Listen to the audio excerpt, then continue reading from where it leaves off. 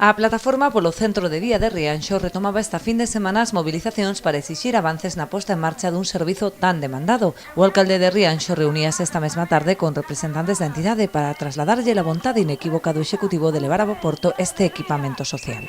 Un pouco ensinarlle de que nós non variamos o que xa falamos, e non quero reiterarlo moitas veces, de que non variou en absoluto a posición do Concello de apostar pola creación do centro de día no Pazo de Rianxiño.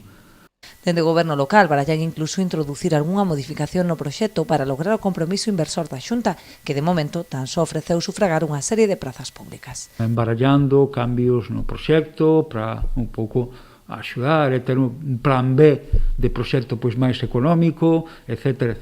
Pero non está aí o problema. Insisto, o problema é que unha das patas importantes para a realización dun equipamento público é a implicación, neste caso, da administración que ten competencias, que é a Xunta de Galicia, e que até o de agora pois non ofreceu absolutamente nada máis que esas prazas e buscou incluso, de alguma maneira, enredar con que se nós tiñamos máis ou menos vontade, non? E iso pois non é entendible. Evidentemente se vai intentar seguir cooperando, porque Rianxo está desde logo aberto a proxectos de cooperación e colaboración con outras administracións.